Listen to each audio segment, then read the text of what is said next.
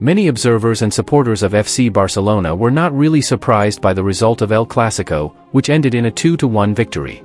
More than the result itself, it was the performance of Hansi Flick's men that came as no surprise to fans of the Catalan club. The team has been going through a rough patch for some time now, and even during some victories, obvious shortcomings and difficulties have been observed. The departure of Íñigo Martínez, who has not been replaced, had already been identified as a real problem. While the management seemed convinced that the team would not suffer too much, it is clear that Barcelona's backline appears much more fragile without the Basque defender. Individually, players such as Jules Koundé and Pau Cubarsí are far from their form of last season. Collectively, the defensive line is often poorly aligned, leaving spaces that opposing attackers can easily exploit. Defense is not just about the back four, it's about the whole block, the collective, and the high pressing that was so effective last year but is now being executed with much less rigor. This drop in intensity contributes greatly to the ease with which opponents are able to create chances. Barca has only kept 3 clean sheets in all competitions this season, the last one dating back several months against Getafe. If the defense seems more nervous, it is also because the team has less control over games. The players further back are therefore more exposed to the opposition's attacks.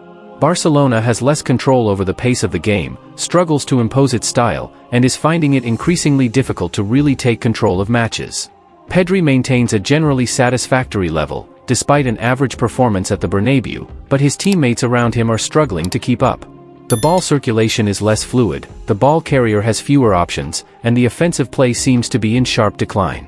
Barca has lost its freshness, spontaneity, and ability to break through the opposing lines. The team has become slower and more predictable. Last season, Barca surprised everyone, both in Spain and in Europe. Many opponents were disoriented, unable to counter Hansi Flick's new game plan. But after a full season, opposing coaches have had time to study the strengths and weaknesses of the Spanish champions. The famous offside trap is much less effective, passing patterns are more predictable, and the ways to hurt the Catalan defense are now well known. Il faut cependant reconnaître que Flick peut légitimement invoquer les blessures pour expliquer une partie de difficultés actuelles. Le FC Barcelone fait face à un véritable hécatombe physique cette saison. Contre le Real Madrid, l'entraîneur allemand devait se passer de plusieurs cadres, João Cancelo, Rafinha, Dani, Robert Lewandowski et Gavi.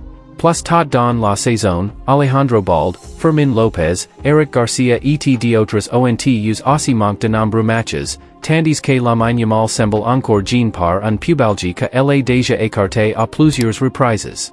Dans ce contexte, Hansi Flick est souvent contraint de bricoler et d'adapter ses plans en fonction de absences.